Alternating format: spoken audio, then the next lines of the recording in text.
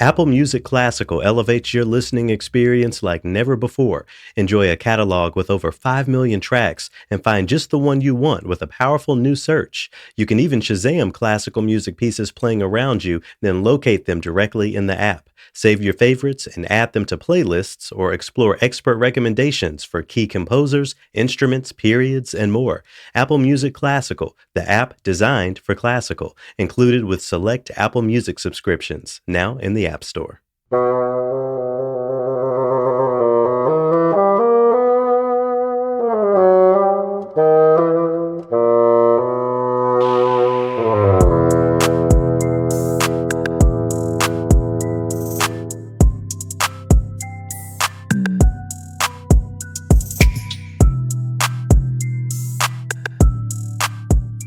I'm Garrett McQueen, and this is TRILLOQUY. Thanks so much for tuning in this week.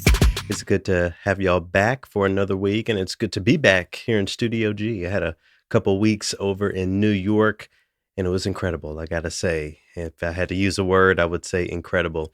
I'll talk a little about some of my experiences there. I've already shared a little bit with y'all chilling at the block party last week. If you tuned in last week, running into friends that I know. Yeah, it was definitely a good time, and it proves just how incredible the city is thanks to the people. I know being in the big buildings and all that sort of stuff is a thing, but being around the people really is my favorite thing about being in the city. Shout out to everyone who hates New York or folks for whom New York isn't exactly your place to live. I get it. Listen, I understand. It's not a place for everyone, but more and more I'm finding it to be a place for me, thanks in part to the people there and to the conversations that are happening in the arts in their own unique way. I'm going to share a conversation that I had with a couple of New Yorkers this week, Damian Norfleet and Laura Kaminsky. They both recently took part in a program produced by Ensemble Pi as in 3.14159 or whatever, Ensemble Pi. The topic and inspiration for this concert that they took part in were banned books, pieces of literature that either are banned or were banned once upon a time. Damian, Laura, and myself had a great conversation about the notion of banning any media, including books, and the conversation just sort of went from there. Damian and Laura did a lot of the talking this week, which makes my job easy, and honestly, I think makes your listening experience a little more dynamic than usual, not just me preaching at y'all. So I look forward to sharing that conversation. I'm also going to share an example of how frustrations in arts equity can be dealt with in a positive way. Getting into a little bit of my Buddhist practice. I'll share that with y'all at the very end. But first, I wanted to talk about one of the many incredible people I got to visit while in New York. There are so many stories that I could tell y'all, as I've been saying. Shout out to Lisa, a Black trans woman doing her best out here in light of her boyfriend's passing. It was an honor to visit her up in the Bronx and to support her. Shout out to Walter Granberry, a Black man up in Harlem who is one of the most pro-Black Buddhas I know. I can't wait to feature him on TRILLOQUY one day. Shout out to Kevin and Donna, who I love like family. They're in Washington Heights, and Donna made me promise to bring a flute next time I come to visit, which I will. So many incredible people that I get to spend time with up there, extended family in many ways. But there's one man in particular who I wanted to make sure I told y'all about this week. His name is Ted Comet. He's 99 years old, and he gets around without a problem, much better than many people way younger than him physically, mentally, and everything in between. So Ted, he lost his wife about 12 years ago to Alzheimer's, but he's dedicated the rest of his life to making sure that her story is told. Her name was Shoshana. She was a Holocaust survivor, and she relived some of her trauma through her art. So once upon a time, she was riding a train. This was back during World War II, and there were fighter pilots bombing the train as it was going down the tracks. So as the people were jumping off the train into this field of flowers to try to save their own lives, the pilots in the airplanes were circling back to machine gun the people who were trying to escape. So Shoshana's father told her to just lay down in that field of flowers, and the flowers flowers would serve as their gravestones. Well, miraculously, Shoshana survived, and decades later, she took up tapestry in New York City after she and her husband Ted moved there. So, tapestry art. She worked with a loom. So, she developed her talents at that loom and eventually recreated the scene from that field of flowers decades earlier. There's an image of a dead child with flowers and airplanes. It really is something to see. And after she was done, Ted said that she started crying hysterically, on top of the fact that her arm stopped working. She couldn't use the loom anymore. They assumed it was some sort of injury, but after visiting several doctors, they all said that the issue was psychosomatic. So Shoshana and her husband Ted went to the correct type of doctors to help her deal with that psychosomatic response. And she was eventually able to use her arm again. It was quite miraculous in itself. So you might think that she would have gone back to creating more tapestry art, but she realized that facing her trauma was her remedy, really dealing with the fact that she had blocked out that violent memory and applying it to the way that she lives her life today. That's how she got the movement in her arm back. So she went back to school to study therapy and spent the rest of her life helping others get over their trauma by facing it, using their trauma to expand their lives. It's very similar to this idea of turning poison into medicine, as Nietzsche and Buddhism teaches. So I mentioned that she passed away over a decade ago, but her husband is sharing her story with as many people as he can to help other people realize that your limitations can often be overcome by facing your own traumas. This was really impactful for me to just sit here and learn this story and to look at all of these tapestries. It made me think about what some of my personal traumas have been and how we all can, in a way, be grateful for challenges as a means to grow ourselves into something greater. I know that's not everyone's vibe, but it relates to this week's guest in a really cool way, I think. So, banning books can most certainly also be something traumatic, especially when the subject matter of those books highlights lived experiences of marginalized people. Damian's musical work, Damian Norfleet, his musical work was based on The Bluest Eye by Toni Morrison, which is a book that I think everyone should check out. And Laura Kaminsky unpacked a book by Azar Nafisi called Read Dangerously, The Subversive Power of Literature in Troubled Times. That's what her musical work was based on. So I'm going to go ahead and let us jump into this dialogue without trying to unpack it anymore. But it's just a really conversation about marginalization, about trauma, about action, and how all of this ties into the arts. To get us into this chat, I've been given permission to share a little music from that Ensemble Pie concert. This is a snippet of Damian Norfleet's Toni Morrison Bluest Eye inspired work to get us into the conversation. I hope y'all enjoy this music and hope y'all enjoy this chat with myself, Damian Norfleet, and Laura Kaminsky of the New York-based Ensemble Pie. We hope and we pray that you with eyes of blue, we hope you love yourself. You with eyes of blue, we hope you love yourself. You with eyes of blue, we hope you love yourself too. He believes that he's beautiful. She believes that she's beautiful. They believe that they're beautiful. We are glowing, we are glowing, we are glowing, we are glowing, we are glowing, we are glowing, we are glowing. You with eyes of blue, we hope you love yourself. You with eyes of blue, we hope you love yourself. You with eyes of blue, we hope you love yourself. You with eyes of blue, we hope you love yourself. You with eyes of blue, we hope you love yourself. You with eyes of blue, we hope you love yourself too. You with eyes of blue, we hope you love yourself too. The word traditional is so problematic right now, right? Because in America, we propose to have so many cultures and traditions.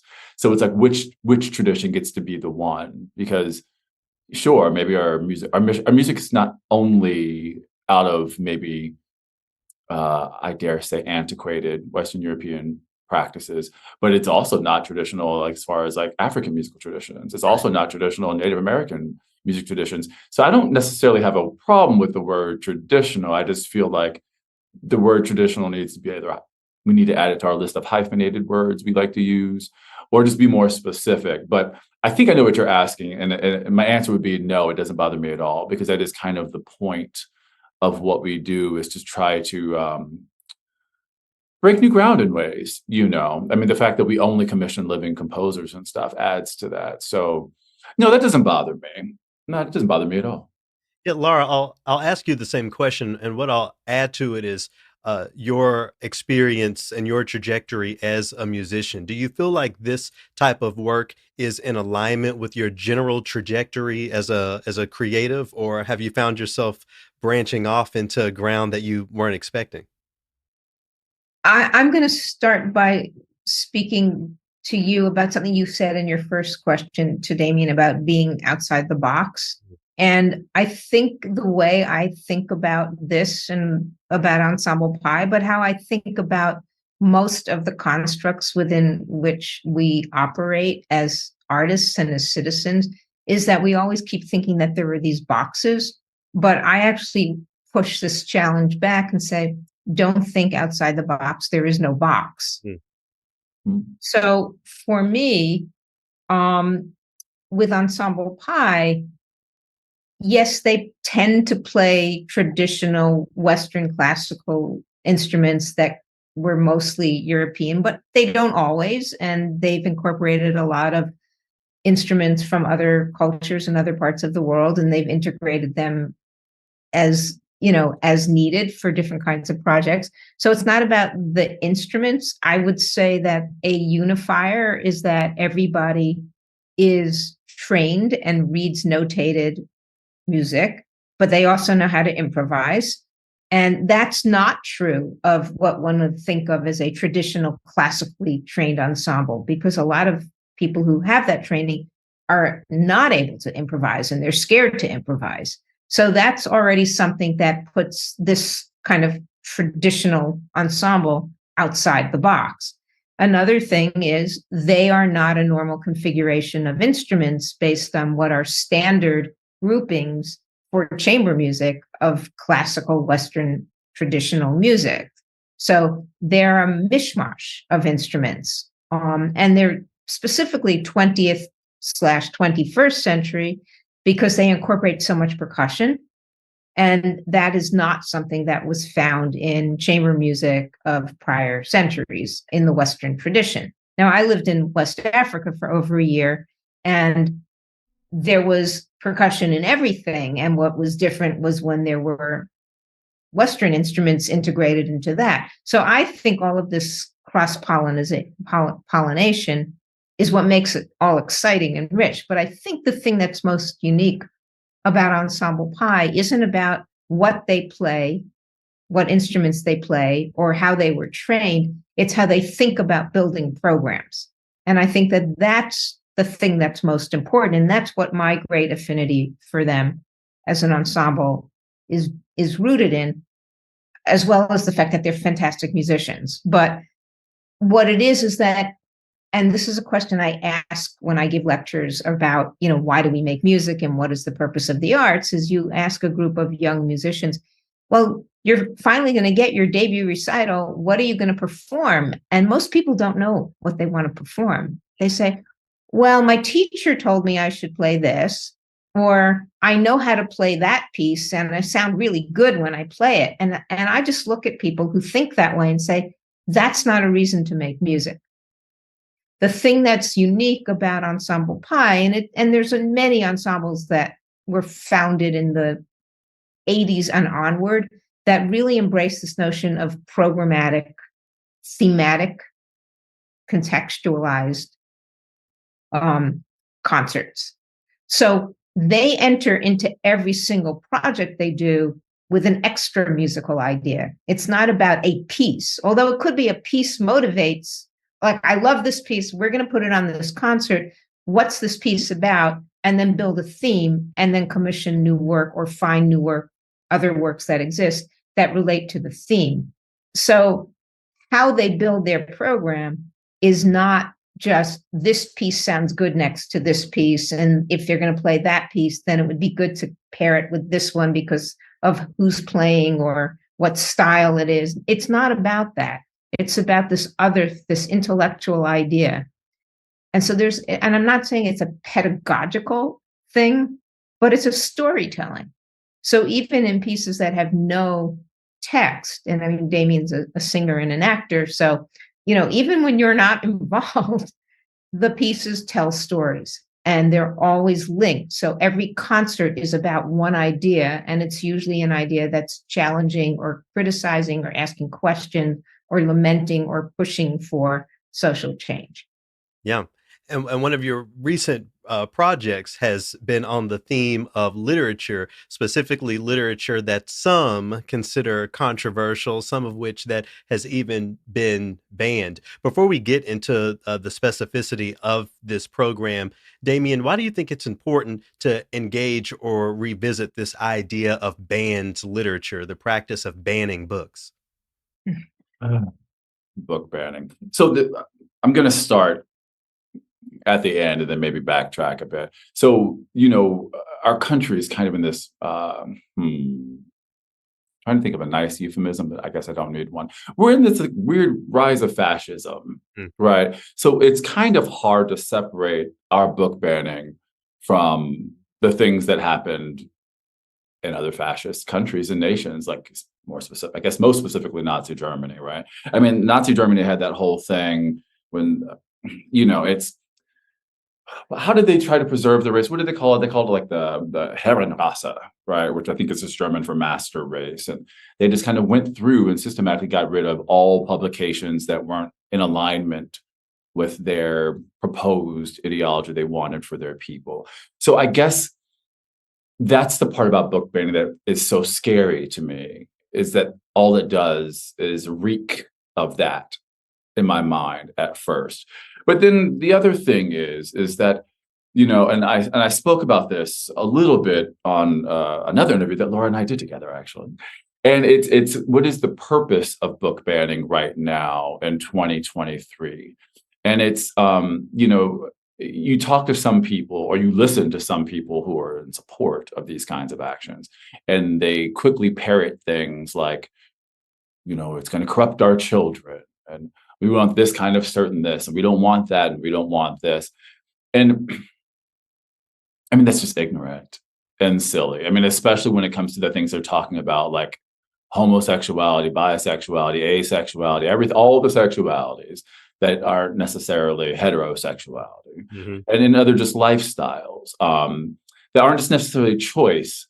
And it's then if it's not choice, if it's not about prohibiting your children to become something, or then what is it, right? And there's other kinds of aspects, and it goes to me, they're the first things of like fear and control, perhaps, but then there's something a bit more nefarious happening that goes to the erasing of cultural stories and, I dare say, history. I mean, even like last year, what Texas was literally trying to, I mean, the school board made it to the state legislature about removing slavery from school, and then they got to some weird agreement to incorporate some euphemism called like involuntary mislocation or something really silly. Mhm. But we all knew at the heart of it what it was. And then it also comes back to something as basic as our treasured First Amendment. It's funny when that comes up. It's always, I don't know, it's so funny how we use it, but we forget about the First Amendment when it's something about, oh, well, this is a story about a marginalized group, or a smaller group, or a non-Christian group, or a non European derived group, or whenever it's these other kinds of groups, we all of a sudden forget about the First Amendment. And it's just unfortunate. But the reason why I think it's books in particular are troubling, if they're going to start doing away with books, is books in my life were literally my first safe space. Mm. It was a space where you could read a story, fiction or nonfiction, and you had the space within your own mind and soul to read it, reread it again, think about it, decide whether or not you didn't agree with it. And depending on your age, then you ask your parents, what does this word mean? What is this idea?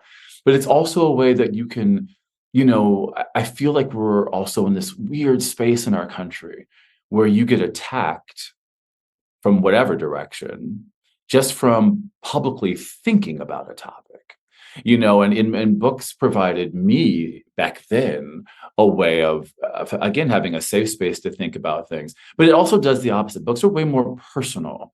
There's something about absorbing something with multiple senses. I mean, listen, I love these electronic reading devices we have and all that kind of stuff too. But there's something, and I'm not trying to be too idealistic about it, but there is something about actually tactily touching a page, running your finger down a page as you do it, turning the page, holding the book.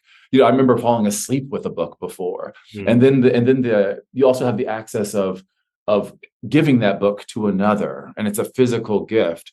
But then it's also all the things that books represent. Books are forever.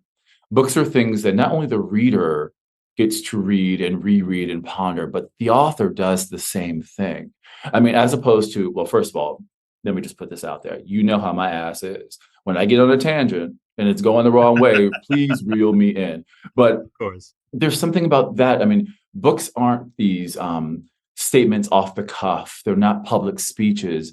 Books, authors labor over these. They specifically choose these words. Like, these ideas are formulated, reformulated, edited. I mean, when you read a book, it's exactly what they meant to say. And I think there's something very, very specific about that you have this reference. It works as a reference material. But going back, and I know it's not just about banning books for children. That's where I go the most, because I think that's where it bothers me the most. But it's in general, right? It's just the fascism of it all, right? Mhm. It's like, how dare you say what information people are allowed to have access to? Because you can't help but go through something like, if you don't want to read it, then don't. But the idea of saying no one's allowed to read this, no one even has access to this author who writes in this medium isn't even allowed to make a living. Because don't forget, there's also that aspect of it. Sure. It tends to backfire on them a bit, and it always kind of has. And I'll get back into the history of book banning, or at least my research to it, a little later when we talk about some other things. But it's just, there's also, and then I want to hear Laura's thoughts on this, but there's also like this symbolic statement of it all, attacking something like a book, which is just literally the voice and recorded voice of people and scholars and just any group of people. It's bold, and I don't think the whole slap in the face of it all can also be ignored, because it's something so basic. Because banning a book isn't even banning the actual information anymore, right? I mean, it's not like the only access we have to some of these things is just a public library or is just a school. Everything's digital now. Everything is this. Everything's a movie. I mean, it's all of these things. So there's something about it that also, to me, feels like a symbolic gesture.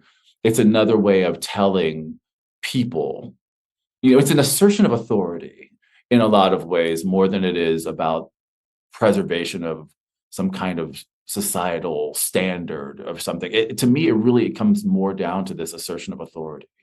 And that's just kind of where it's been resonating with me, especially after our concert, when I've had a few more opportunities to hear directly from a few other people their thoughts, and me just to sit with it, both with the books on my shelf and just with the music that was created and the conversations in the space that was created. There's just something incredibly insulting about the banning of books in 2023. And I don't think it's accidental that it harkens back to, some societies and countries of old. Not that fascism is of old in our country, but I think you understand what I'm saying with that. To me, it's the authority assertion that is the most problematic for me. Laura, I wonder if you agree with that, especially considering there's so many things that we can just find using the internet and other digital mediums. I think that the focus for this project on books is that, and I understand, Edith Corman is the founder of Ensemble Pi, and it's generally from her very rich brain that the concept for a program emerges. And she's deeply engaged in leftist politics, anti-fascist politics, anti-racist politics her entire life. And she is an immigrant to this country, and her parents were immigrants to their country, and they were, Jews who suffered during the Holocaust. And so the specter now of seeing fear-based bullying, which is what I think this is all about, by a class of people who are desperately clinging to power because they're greedy and they want to try to suppress people from thinking creatively and independently, so that there can be a better sharing of the wealth that exists, that is enough for everybody. This fear-based, it's a political act based in greed and fear, and you can't suppress ideas. And the thing that I think is so sad about us as a species is that even these very sad people who have seized this power, who are attempting this, what will ultimately be a failed endeavor to stop people from learning and thinking, that's a creative act on their part. It's just a nihilistic creative act, right? But it goes back to the fact that we're all creative human beings, and we are sparked by ideas. And these are people who are fear-filled, so they're scared of ideas that may challenge them or anyone else to disagree with them.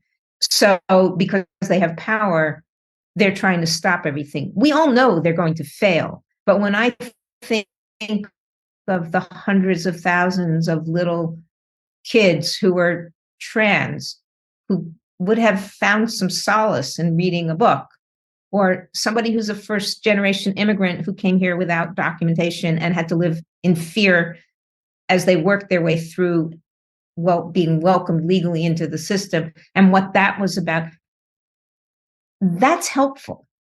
And we all benefit from that. Mm-hmm.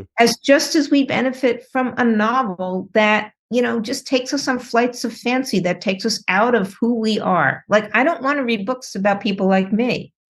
I want to read books about other cultures and other people and other places and other parts of history, because it makes me think about what it is to be human and how to live in the world.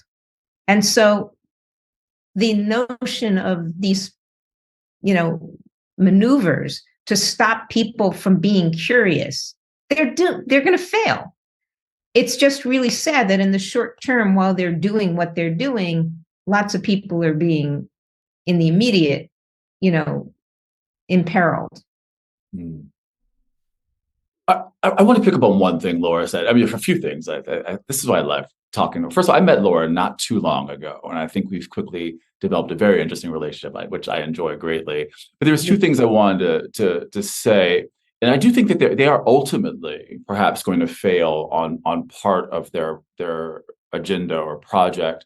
But it's in the present where they are absolutely succeeding for a moment, because the moment that they ban a book about trans youth, the damage has been done to that little trans kid who receives the powerful message that I'm not okay, right? And I think that's the part that just it makes me feel a lot of ways that I do all the kinds of meditation and things and try my best not to feel. Like, I try not to really lose hope in America as a country and people as in general. But I do love the fact that you really pointed out, Laura, how books aren't just about identity and for people to see themselves. It's also a way for other people to discover the other worlds. I think that's a great point that you made. And so it's not only at the detriment of these people who are receiving messages that it's not okay to be who they are in the right now, like in the now, right?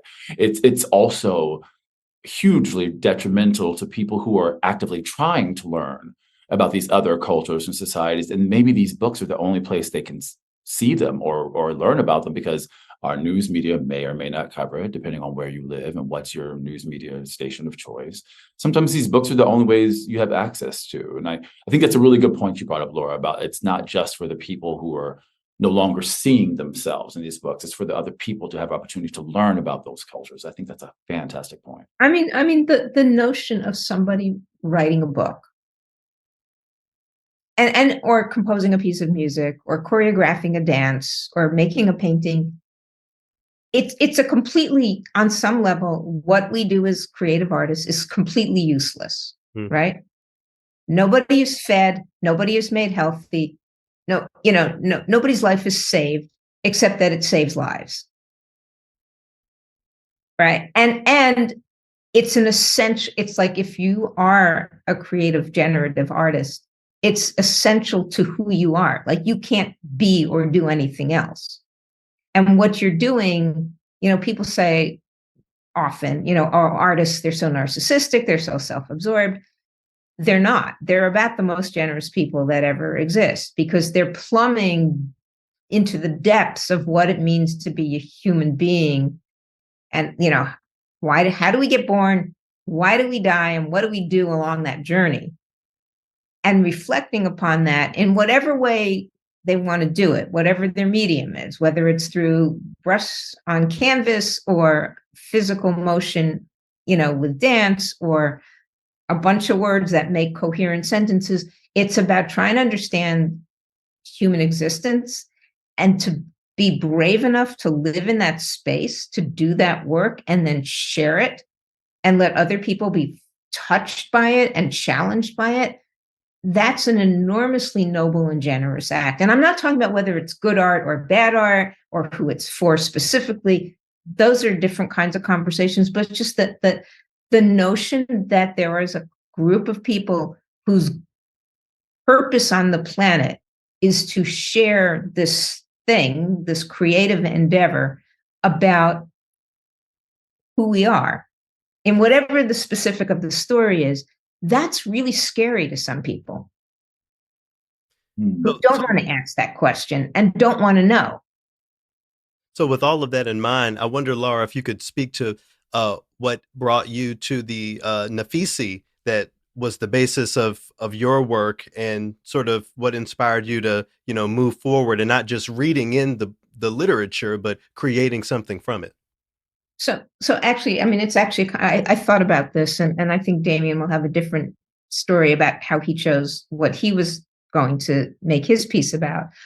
When Edith approached me about this project and she said, there are 2,500 books that were banned in 2021, and I want you to choose from one of those books. And here's a list of the books that I've already pre-selected with which I want to build this concert, and I'd like you to write a piece in response to it. And this is the entire configuration of musicians that you can choose from. And so the first thing she did was she put a restriction on me. She put me in a box. Like, you have to choose from these players and these books. And it's like, I don't want to do what somebody's telling me to do.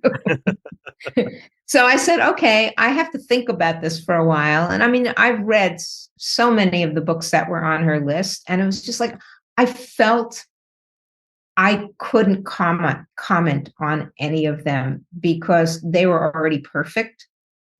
And I would have just been heartbroken. Like, I didn't know what to do, but I also didn't want to be told what to do. So I started thinking, well, who has written about these issues of freedom of expression and repression of or suppression of culture? So I started thinking about some of the writers and philosophers and political leaders, thinking maybe I'd find an essay that would inspire me. And I was in the airport waiting for a flight to go to a production of one of my pieces, which is often, in fact, I will add something. I have an opera that's about being transgender, and we're doing a production of it in the South in a few weeks. And we had a meeting, the meeting was about some of the logistics, but the entire conversation drifted into what's the security if they decide to blow up the theater?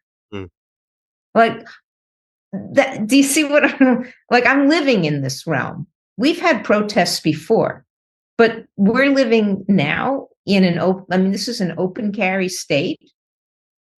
And somebody could just walk in and say, well, this is an opera about transgender people. There's going to be a lot of trans people in this audience. We're going to kill them all. So we actually are having safety training. Anyway, I was in the airport going to a production, and there's a great new Strand bookstore at, is it LaGuardia or JFK? I don't remember, maybe in both. And I saw Read Dangerously, and I went, oh my God, this is Edith's idea. And I opened it up, and I was just completely compelled. And the reason this book spoke to me is about that personal creativity that I spoke about. She could have written an essay. This is an Iranian woman who grew up in Tehran during the revolution. Her father was imprisoned. She came to this country, went and got her graduate degree and is a professor. She's a writer, and she writes novels and essays. And what she lives in DC, and it was the beginning of the pandemic, and she, like many of us, were crippled not so much by the pandemic but by the president and government in power and all of these things that we're seeing, the horrors as they've unfolded in the last few years. And she felt that this country was at the precipice of where Tehran was before the revolution. And it made her really think about, well, what is a free society and what would hold her? And so she said in the preface to the book that during the years that her father was imprisoned and she was in this country, they had huge correspondence. And sometimes they were like, "Hi, Dad, I went out for dinner last night and, saw a movie." And sometimes it was about these deep philosophical, human, political, social issues. Her father's deceased, but she structured this book as a series of letters to him, reflecting upon her fear at what she was seeing in this country, because it was recalling what she grew up with. But she didn't just talk about it from the emotions. She chose different authors from history, from different perspectives, and analyzed their work. So it was like a literary critique and a personal cri de coeur to her father in the context of what does it mean to have ideas, and how do we have a free society? And the fact that she's taking Ta-Nehisi Coates and James Baldwin and Margaret Atwood and Ray Bradbury and welding together different pairings of writers and analyzing their books in a letter to her dad about what are the human truths. It just blew my mind. I mean, the brilliance of this conception. And so I asked Edith if she would let me. I bought her the book and said, "Take a look at this. This is what I want to write about. And I don't want to use any words in my piece." And then I also knew that my suspicion was that some pieces were going to take from the texts, and some would use words and some not. Some would be sung or spoken. But I didn't want any words, partially because I'm writing so many operas now. I just needed to write an instrumental piece. But I also had this feeling that some of the pieces would start out, and then there would be like the crisis of the piece where everything was suppressed, and it would end up in darkness. And I'm a very real, pragmatic pessimist who's really an optimist at heart. So what I chose to do was start the piece with the three instruments that I chose, clarinet, cello, and piano, being suppressed. So we muted the insides of the piano by filling the piano with books. And we took the book cover of the Nafisi book and cut it up into strips and wove it through the strings of the cello. So it muted the sound, and then stuffed pieces of the book cover into the keys of the clarinet that the sound came out of. So the piece starts with these people struggling to express themselves, and they can't get their sound out, but they keep pushing because they have to speak. And finally, it gets chaotic, and they rip off their shackles and they unbind themselves. And as I said to Edith, who's the pianist, when you take those books out of the piano, think about taking the bricks out of the Berlin Wall, what that must have felt like. You cannot suppress ideas. And so the piece starts off repressed, suppressed, subjugated, and then the human impetus to express and be free and communicate wins. But it's not happy. Like, it's a sort of, there's a melancholy and there's an anger within the beauty of the piece, because we shouldn't be doing this. So that was how I entered into Azar Nafisi, who I spent like 6 months trying to track her down. And I finally got through to her, and she was so excited about this whole project. and she wanted to come from DC to New York, but she couldn't rearrange her schedule. But we're going to send her a recording of the concert, and she was just thrilled and delighted about it. So I felt like we've made a little family now of some of us involved in this project. Damian, what I'm thinking about is the fact that there is a lot of overlap between the Nafisi and the Toni Morrison that you selected, but there are also very pronounced differences. You can't speak to Toni Morrison, anymore. Unfortunately, this isn't a relatively contemporary piece of literature. This was Toni Morrison's first, so it's been out for a long time. I wonder, what your journey was like, considering the differences that I've highlighted, especially considering that The Bluest Eye is a novel that more people would be familiar with than not. Yeah, The Bluest Eye is it was Toni Morrison's first novel. She wrote it in 1970. I think it's fair to call it her seminal body of work. I think it's astounding. If you haven't read it, or if your listeners haven't read it, I really just recommend that you do read it. I also want to comment on one other thing about Edith that is so wonderful about being a member of Ensemble Pi. She's actually very open to wherever ideas come from.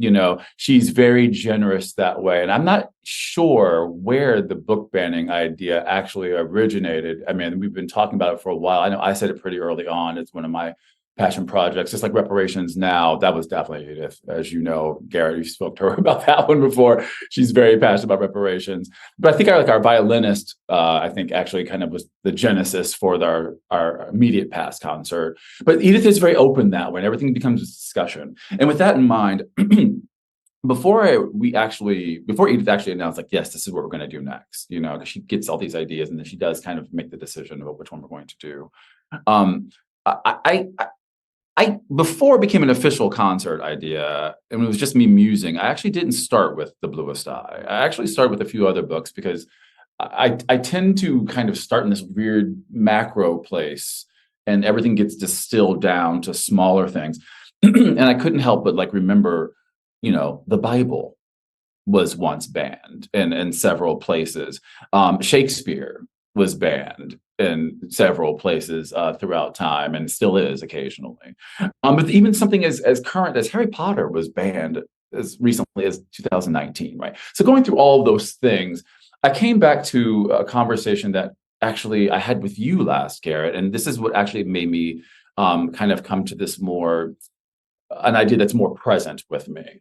And during our last conversation, we talked about activism in general. And I remember sharing a sentiment with you that I didn't exactly know how I felt about my art as activism. I was having this weird identity crisis of really doubting whether or not, for me, it was doing enough.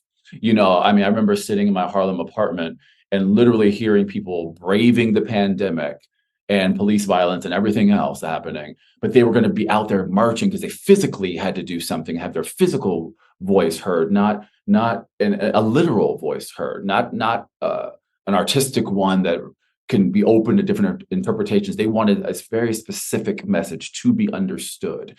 And I feel like that's for me, as an artist that also works in activism, right? There's that line that I keep towing, where you do want to create something with enough space for people to enjoy art like you're supposed to enjoy art, and perhaps take what they will from your work. But then my activist side is like, oh no, you're going to hear exactly what I want you to hear, because chanting obtuse messages does not always work just in the pure world of activism. You know what I mean? If you're going to say something to your congressman, you can't give them some kind of piece of poetry and hope that they get it. Sometimes you have to be very direct. So whereas as an artist, I feel very much like Laura in some of those ways as an artist, but it wrestles with the activist side of me sometimes. And maybe it's just where I am in my life. You know what I mean? Like happen to be a gay Black man living in New York City throughout, I lived through stop and frisk and all these things. So it's really hard for me sometimes to see past the immediacy of things, which brought me to Toni Morrison. I grew up in Texas, and I am a product of the Texas public school system. And I can honestly say I had never heard of a Toni Morrison novel while I was actually in school. It wasn't even until Oprah Winfrey, I know, isn't that crazy? But it wasn't until Oprah Winfrey produced Beloved that it even entered my spectrum. And I used to be embarrassed to say that until I realized this isn't a reflection on me. This is a reflection on the public education system in our country, specifically Texas for this one. So I immediately knew, I think I want to do something on Toni Morrison. And it was both incredibly disappointing and elating to see not only was Toni Morrison's seminal work, her first novel, The Bluest Eye, on Edith's list that she was suggesting to people, but it's also on the ALA's list of a book that is just the most frequently banned. It's commonly banned. Like, this is only like 1 year or maybe 2 years in the last decade where it somehow didn't make the top 3 banned books. It's always on the banned book list. But there are a few things about the book why I wanted to read. It's Toni Morrison, and I felt like my education was lacking, and my humanity was lacking, and my exposure to American literature was lacking, not having her work be part of it. I mean, she is the second woman in America ever to win the Nobel Prize for Literature. Definitely the first African American woman. I think we only have 3. I think another one just happened to win in 2020, another woman. And that was they're always like 30 years apart. So, I mean, the fact that you can, and she's won every other award one could possibly ever want to win. Right? I mean, it's ridiculous. So all of those things to say aren't to qualify the quality of her work, but she is such a juggernaut of American literature. It's absolutely insane that she is not only should she not be banned, she should be on every school curriculum. I mean, it's ridiculous. But going back to the specifics of The Bluest Eye, it's a novel I'd heard about since graduating from grade school and all these kinds of things, and I've always meant to read it. And for some reason or another, I had never gotten around to it. I read it for the first time last year in preparation for this concert. And it took me a few paragraphs before I was like, this is absolutely it. This is absolutely it. I mean, it hit on a few things that are just personal, bothersome moments for me in America. There are several, but one thing in America that has bothered me more than anything else, and I'm sure this is also part of growing up in Texas, is the term All-American.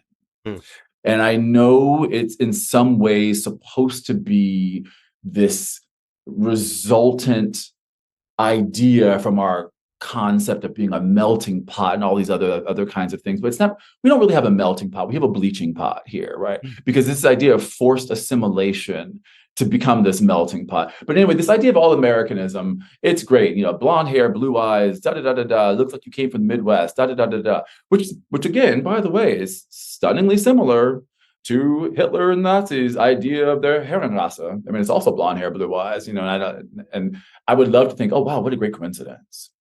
But it's not, right? I mean, there's a whole history of Nazism and neo-Nazism in our country. I mean, even just a few blocks south of us, Laura, there was a huge rally at Madison Square Garden just a few decades ago, and it was called like the All-American something or other. It was a bunch of neo-Nazis sharing their propaganda amongst themselves, and it got shut down halfway through when people caught on.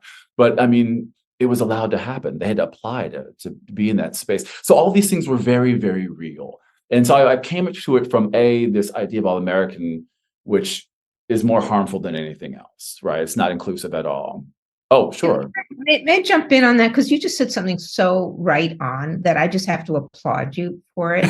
Because, I mean, I'm also I'm a first generation American. I do not identify with the history of this country and with that notion of all-American. And it makes no sense to me.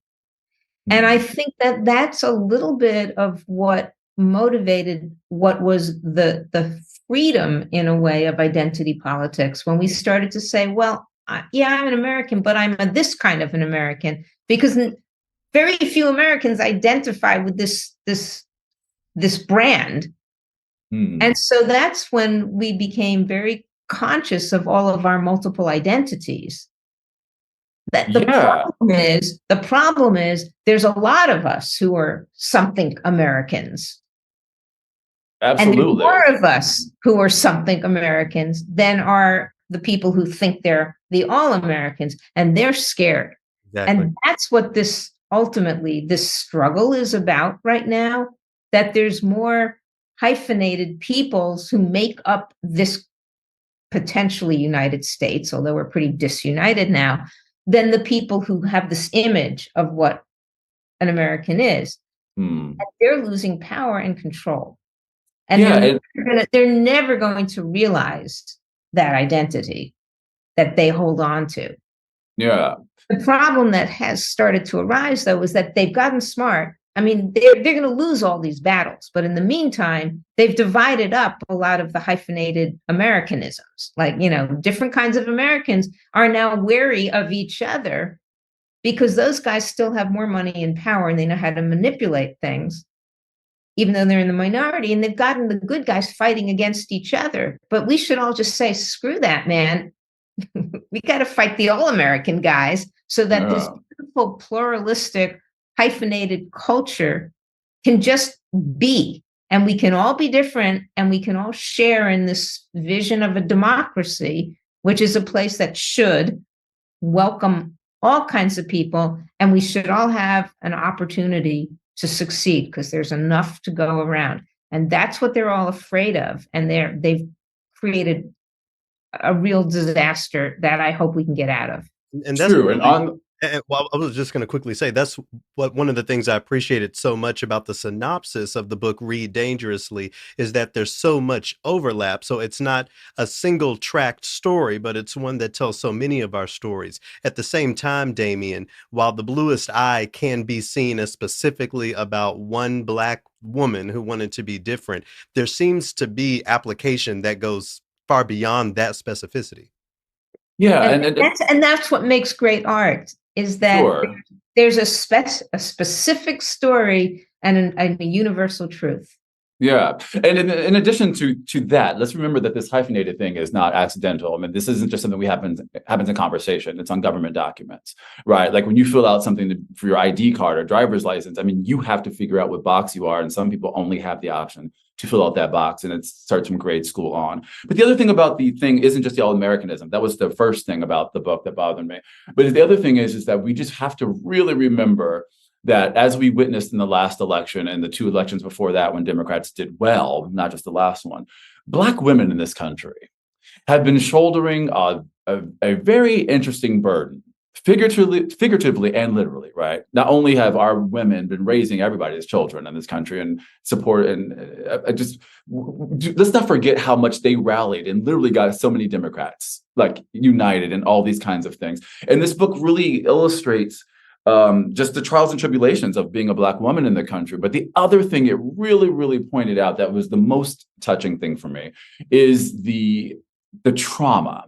It's a book about Blackness, but it's a book specifically about trauma of being Black in America. It's about the trauma cycle. It's about intergenerational trauma. It's about somatic trauma. I was reading another book at the same time. I finished it right before I started this one by an author, actually in your neck of the woods, Garrett. He actually, I believe, lives in Minneapolis right now. And he's a social worker and therapist and author. And his name is Resmaa Menakem.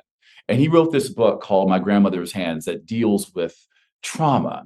Because if The Bluest Eye isn't filled with anything else, it's a traumatic situation after traumatic situation that this young girl has to endure at the hands of her classmates, her friends, her parents, her society at large, the person who works at the store. It's just over and over and over and again. And she only feels her only way out is to have blue eyes and blonde hair, because then she thinks she'll be pretty and people will like her more. And one other thing I wanted to say about this all-American thing that is interesting, because I also thought it's the first thing people bring up about Nazism, how Hitler didn't have, blonde hair and blue eyes, and why was the big thing. It's not necessarily just about we're praising the people who do have them. But remember, there's really only one group of people that even have access to even the chance of having blonde hair and blue eyes. So it's not just about praising this one small combination of eye color and hair color. It's that most other races, which is also, let's not forget, that's an invented thing, don't ever have blonde hair and ever have blue eyes. There's only one group in America that can have a relative or a friend or whatever that even has access to that, right? So it's very exclusionary, and it's very on purpose. There's only one race on the planet that has a combination of blue eyes and blonde hair as a possibility. But going a little further about The Bluest Eye, it has all those themes in it. But the thing that helped me the most is I'm enjoying all these things that Laura was hinting on, because this is a very omni problem, right? The book banning is a thing that affects everyone, no matter where you're from, what your background is. It's something we all need to fight. And I was having moments of despair and losing hope. Like over these last 3 years, during the Trump administration, the pandemic, everyone being fiscally stretched, which brings out the worst in people. You know what I mean? All these conversations you have to endure. I was really, really being stretched thin on my patience for other people's ignorance, intolerance. I can think of some other nicer words, but like it was really problematic, and I didn't know what to do. And it wasn't until the very end of the book, Garrett, that there's a situation where through the eyes of these children who are the protagonist and the protagonist's sister, she says something the narrators, they say something referring to the protagonist, who is Pecola, who endures all this tragedy. And she points out succinctly that yes, people called her ugly. Yes, people called her this, but by calling her ugly, they made themselves feel more beautiful. By calling her stupid, they made themselves feel more intelligent. And then she goes a little further to say, but in fact, it did happen, because that's all a state of mind. So it really just it reminded me of things my mother said. People attack other people, and people punch down when there is something incredibly wrong with them, within themselves, when they can't figure out what to do within themselves to feel better about themselves. Their alternative is to have to attack other people. There are two ways to be on top. You work hard and you climb, or you work hard and you pull people down and push them beneath you. And that's another way to be on top. And it was just the end of that was the reminder that was like, you know what? I don't know if I'm as optimistic as Laura, and that we're all going to be okay. Because maybe we are going to win the war. But these battles that we're losing are so problematic. And these things, because remember, this trauma works. That little kid, and maybe we're going to win the war, but that little 6-year-old who lost that battle in class takes those scars with them the rest of their life.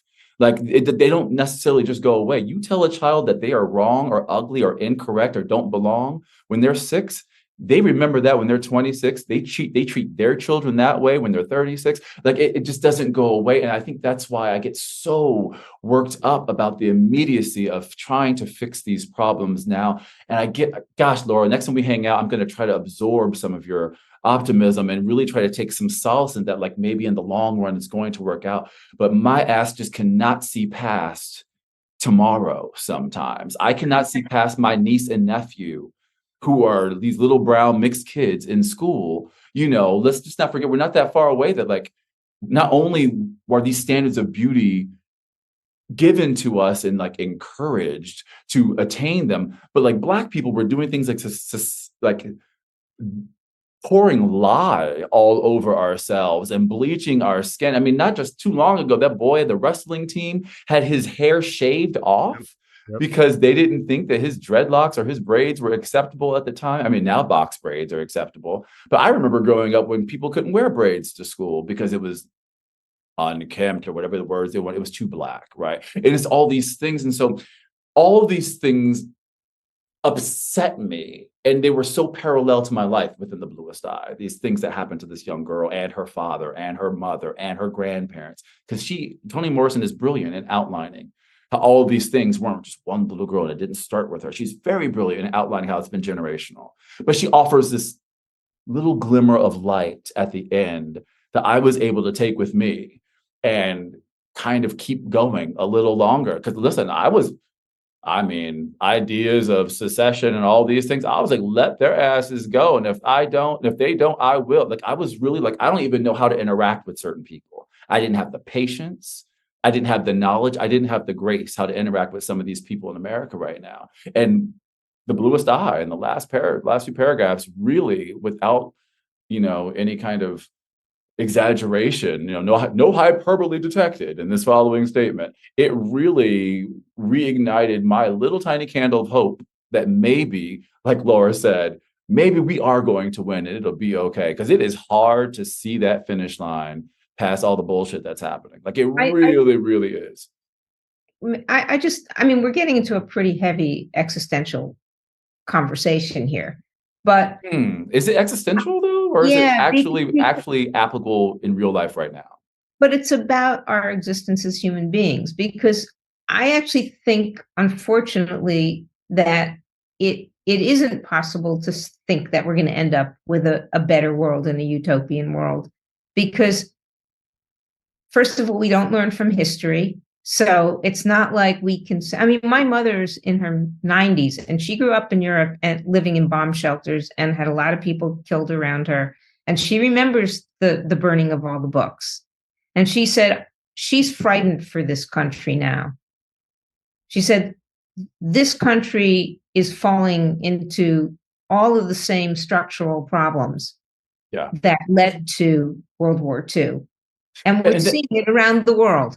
And that's part of the problem, though, right, Laura? That's why they're burning these books. Because we don't learn from history as human beings, because we're kind of stupid. We only learn from our own experience. So we're muddling through it and we're making the same mistakes. And we're going to keep doing it. And there's going to be ongoing pushing forward to making a better world, and then push back, and then a little. I mean, I don't want to quote Martin Luther King Jr. or Obama, who then quotes from him. But, it's that long arc, and it's 2 steps forward, 1 step back, and we're inching along. We're not fixing it.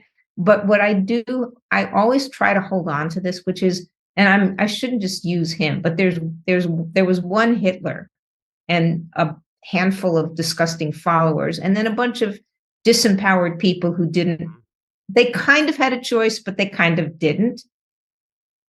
And there were millions and millions and millions of decent people. I mean, I'm going to say 2 things about that. One, I do think sometimes we as the American body politic, I think sometimes we take solace in these things our politicians say, including Obama and other people. You have to, because you have to keep giving people hope. Part of his job is to give hope. I don't even know if he believes it. He may or may not, but his job as the president is to say that they are the comforter in chief and they are supposed to give hope. But I don't know how much I can keep worrying about an eon from now or 10 years from now. Like, that does nothing for our children right now. For me personally, I can't feel that way. And then the other thing I was going to say about that is, there isn't just one Hitler. And I don't think Hitler and these other kinds of leaders are surrounded by a bunch of sheep. I mean, sometimes I think we give this blessing and this idea of like either ignorance or kind of what's that when or complacence. I think sometimes we grant that badge to people and can keep them to being way more innocent than what they are. No one in this country is ignorant. We've got the internet, TV, newspapers, some books that haven't been banned. We've got word of mouth, neighbors. Everyone knows what's going on. It is not an accident for people to tolerate it, to encourage it. These are purposeful actions. You know what I mean? It's not just these high-ranking politicians who've all gone to school and saying ignorant things that we know they know what they're doing. There are people, your neighbors, people know good and bad. It doesn't take Ivy League education to know right and wrong. We as humans can know it, and everyone knows when they're doing wrong. You're using the word complacency is the actual fatal flaw of our society, because as horrible as it is, and as much inequity as there is, both historic and contemporary, that's structurally built in, those power people who hold the wealth and make the rules dangle just enough that people get complacent. So even though they're really starving and they really don't have health care and they really live in shitholes, they have a credit card and they can go and get something, and they're deluded. And that's the complacency that makes everybody passive. And if all of the workers who were, I mean, really, if I'm not going to say the 1%, but if 90% of this country said we're going to go on a general strike, everything would stop and we could have a peaceful revolution. But people are complacent and they won't do it. I want to say one last thing about complacency, though. I just want us to remember, everyone doesn't even have access to complacency. Like everyone does not have a credit card. Everyone doesn't even have access to those things. And I'm not talking about the 80% right now, right? Because I believe with you. I think that's the middle. Yes. But everyone doesn't have that option. Like we can't all just go on strike. We can't all do those things. So that's when it becomes the problem. Saying that if the right thinking, meaning left leaning, power Hold on.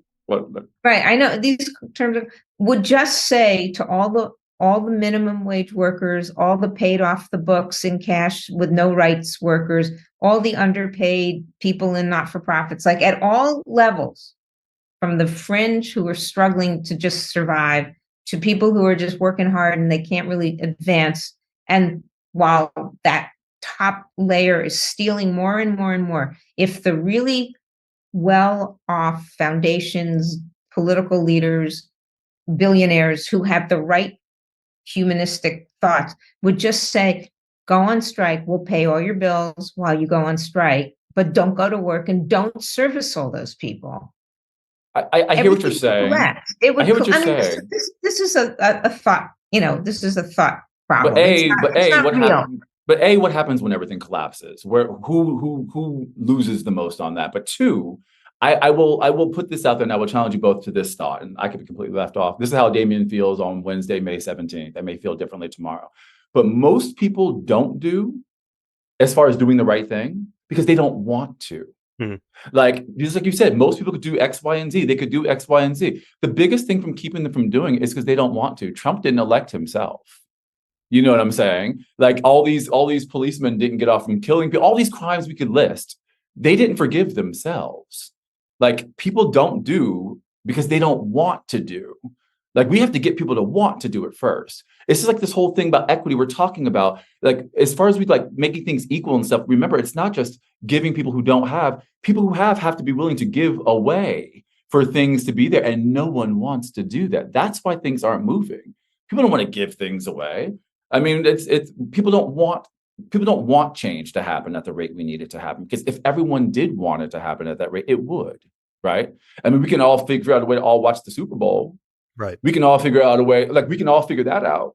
Yep. But like coming to giving equity to underserved people or treating women as we treat men, equal pay could happen overnight. They don't want it to happen. Well, that's kind of what I'm saying. I think we're agreeing in the same way. I'm just adding one little smaller thing because I just want to make sure that we do. If there was the right way to frame it, so that people were not scared to death and realized that they could get to the other side without starving to death or watching their family die or getting killed, either from starvation or from violence. But if they could just, truth to power, we're not going to be part of the system anymore because you're screwing us and you have too much and there's enough to go around. But we can't get there. I mean, that's Laura, you and I are going to have this conversation again next time I see each other because we've got so much more to talk about this. I have so many questions for you. and let me sort of wrap us up by introducing these two things. So, Laura, you did bring the name James Baldwin into the conversation, and I'm thinking about, his famous quote about time, how things, take time, but how much time and whose time. I'm also thinking about, one of the Buddhist ideas that I meditate on a lot, this idea of expedient means, this idea that there is a way for us to get from point A to point B without having to just rely on time or things naturally changing, but actually being active toward the goal that we're working toward. I guess my question to close is music the means. At the end of the day, we're talking about these conversations realized through musical performance. I definitely understand and would affirm that it is a means. But when we talk about actually getting to this reality that we want to get to and dismantling all of these violent things that we're seeing, what is the means? How do we get there without relying on, well, with time, we'll get there? I'll start with you, Laura. There isn't one means. And so if I could use the energy that I put into writing a piece of music and that same energy would create world peace, I'd stop writing music and I'd make world peace. Right. I read the news every day, and I mean, this is only because friends of mine just told me the story, and so it's right on the front of my mind. We're reading about the war in Ukraine, and it could lead to an escalation that could lead us into a world war and a collapse. So there's the concern that people are getting killed every day, and then there's that longer time concern that this could be the end. Well, I get distressed about that every day, and I just live my life, and I, water my plants, and I cook my food, and I talk to my mom, and I try to be a good wife to my wife, and and I write music, and that's my little small life. But I have friends who actually went and brought over 2 Ukrainian families, and they spent all their money. They don't have enough, so they gathered together other people. They got an apartment, they got furniture, they got this family cars. The family can't own a car, so they bought the car and gave them a fake loan so that they could register it. They've got them in language lessons, they've taken care of their health. They're sacrificing, and it's like right up front. Now, I don't know that I would do that. Maybe I'm too selfish or lazy, or I'm too bad at filling out forms. They said the amount of paperwork is extraordinary. So I do what I can do. Like, if we all take one thing, and this is a line from another political work that I am involved in that's cross-disciplinary about climate change, we can't fix everything. I'm just one little person, and I'm not a politician, and I don't have power. So I do my little life to the best of my ability. But if I take one thing and make it mine and commit to it for the common good, and everybody can do that, we can make things better. I don't know that we can fix everything, because I think it's ongoing, and there's always going to be this evil and this greed that causes problems, and we keep pushing and fighting, and then we get rid of that group of problems, and then the next one emerges and we try to fix that, because there is this bad energy on that side of the spectrum that damages things.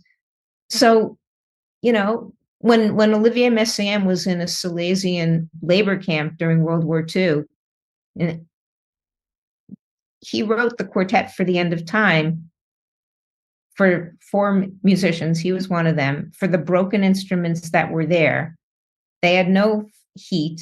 They premiered this piece in January 1941 to several thousand starving prisoners, many of whom ended up dying in the cold. And that piece is one of the most profound utterances of the ugliness and the beauty both of human existence.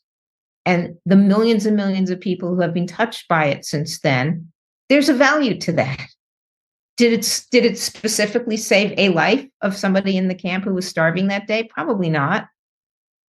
But you can't say it's not valuable. So, like, we all do our bit, and it would be great if we could put all those bits together and overwhelm and suppress the evil. But unfortunately, we're a screwed up species, and there are evil humans, and they seize power while we're trying to just be nice little people in our local level. There are people trying to make things worse. I can't fix that myself, but I want to make the world I live in a better place in the ways that I can. And being conscious, thoughtful, and active is the best that I can do. Damian, when I think about the Quartet for the End of Time, I'm also thinking about the way in which Nina Simone described Strange Fruit as the ugliest song that she ever had to sing. And yet there's so much power and beauty in a weird way connected to it. We could say similar things about Mississippi Goddam, and a number of works in the so-called classical repertoire. But, in your final word on, music as one of those means. And I guess you kind of touched on this already, is your art making enough? I guess as we continue to think about the way that we engage the conversation and the whys of our present, how are you moving forward, after this project, thinking about the whats and the hows toward what, we're working toward, a more peaceful, a more equitable society? Yeah. So I'm going to do something I never do. I'm going to give you a short, succinct answer to your first question.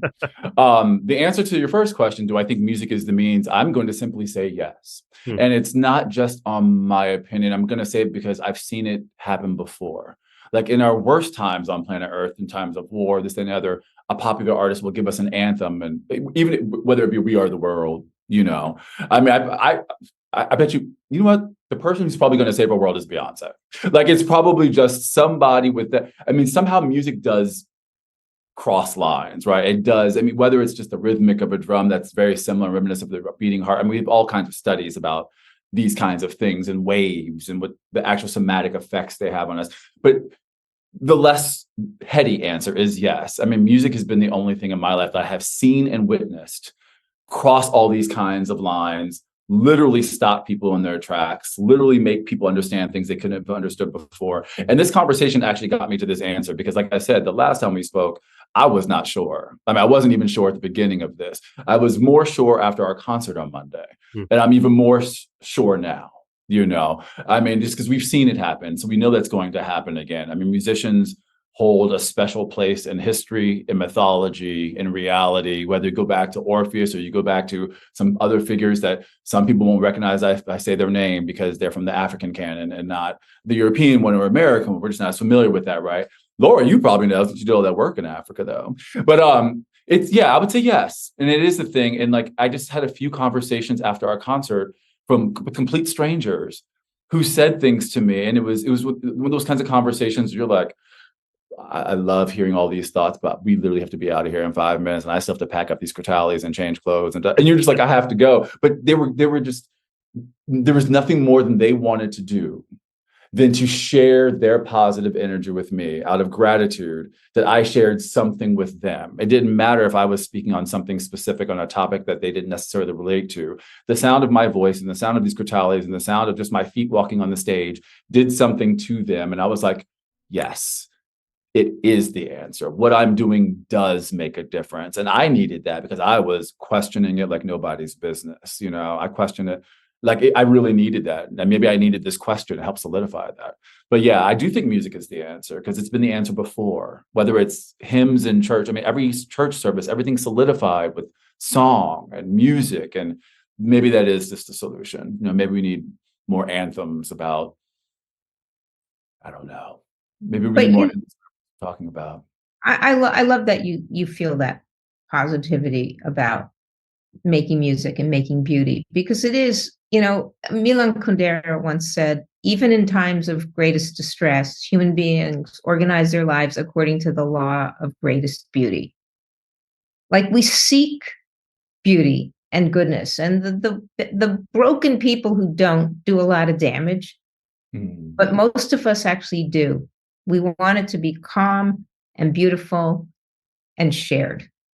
And it's also the comfort value that I want to say. Like while we're fighting this fight, like you can't fight without rest, right? You can't move unless you fuel your body. You can't move unless you sleep. And you can't think about solutions to this if you don't let your soul rest. And I really do take a lot of consolation in that, like the art that I create gives people that I don't even know some kind of solace so they can just gather themselves for the rest of the thinking that they're going to have to do and planning and protesting, all that kind of stuff. So yeah, sorry. That's all. That was period. A few years after I lived in West Africa and Ghana, I lived in Eastern Europe, and that was a whole other set of cultures and conflicts, because it was soon after the end of the Soviet Union, and Eastern European countries were redefining themselves, no longer hyphenating and finding their cultural roots. But there was so much poverty and devastation that we were seeing. And I was running an international music academy, and we went into Croatia under Human Rights Watch protection to the bombed out Serb Cultural Center to give the first live concert since the bombing stopped. and they had to protect us. They thought we might get shot that night because of the two sides coming together for the first time. And it was the first concert in 3.5 years, I think. Now, Laura, aren't you about to do another one where they're talking about protection? You stay in these Yeah, you I seem to know. stay in these little dangerous situations. I do. Your wife must But be worried. she just rolls her eyes. But we went in to give this concert, and there was so much tension because the Serbs and the Croats had been killing each other, and they were sitting in a room together listening to music.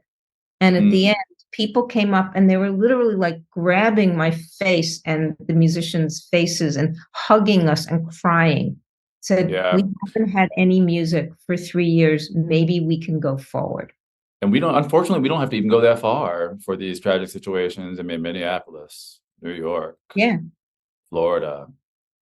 I mean, I'm sure when we log off here, and I'm sure when we check our media of choice, I'm sure there'll be 14 more reasons why we feel like we need to come and make some solace for people. Just so you know, on my desk that I stare at every day is a little post-it which says, an artist's duty is to reflect the times. Nina Simone. This is why I like you, Laura. And I'm being serious. We're going to continue this conversation when I see you next.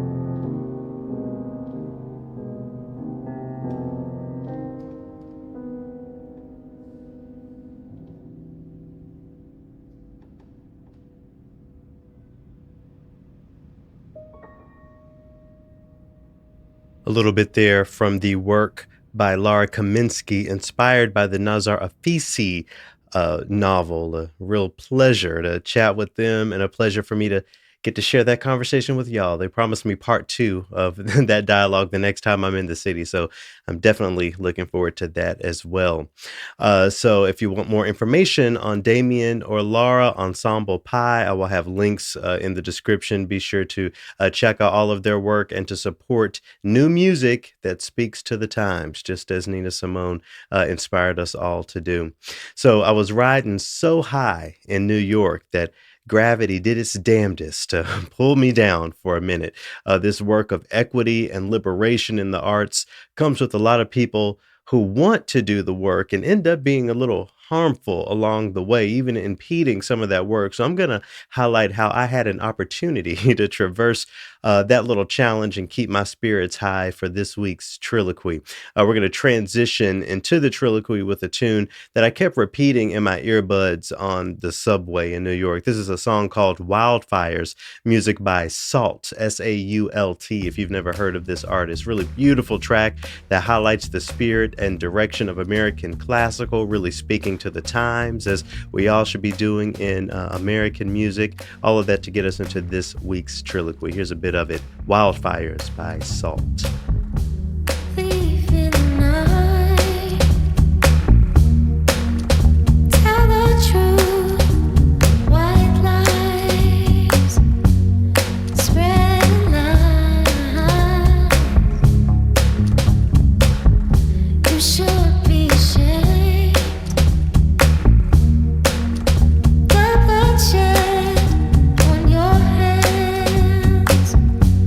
Another man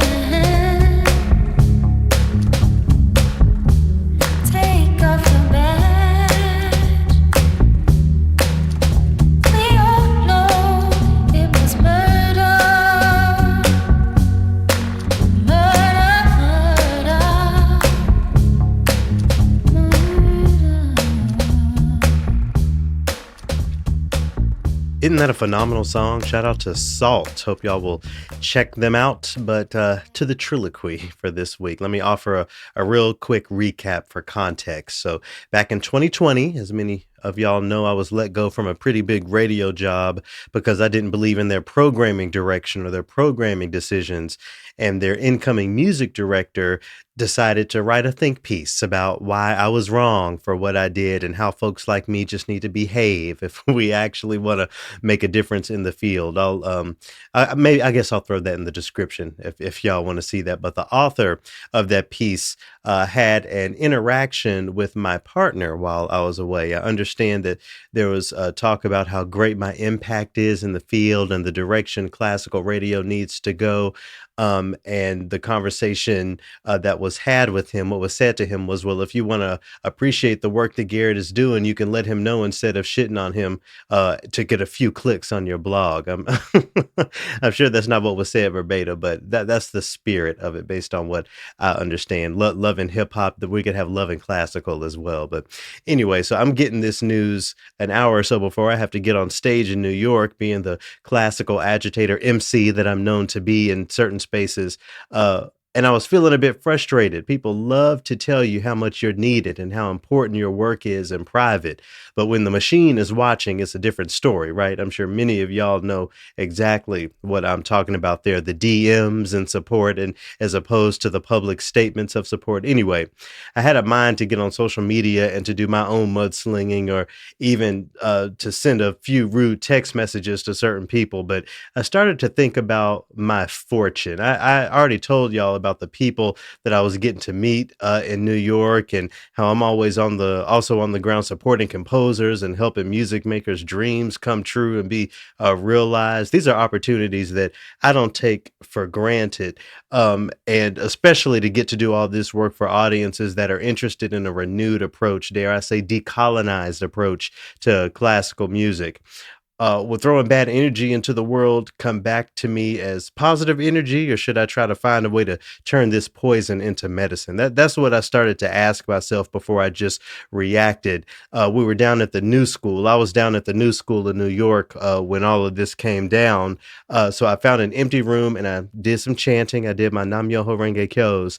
And by the time I was done, I decided that only positive woo woo is going to circle back around to me in a positive way. So I calmed down and had a great rest of my trip. Just faced that bit of trauma head on and turned it into the fuel I needed to continue the high, proverbially speaking, that I was on over in the city. I'm sharing this because there's a lot of shit going on out there in classical music. Apparently, there's a Negro spiritual competition that only awarded white vocalists this year, and there are even black folks saying that that's okay. That's another conversation.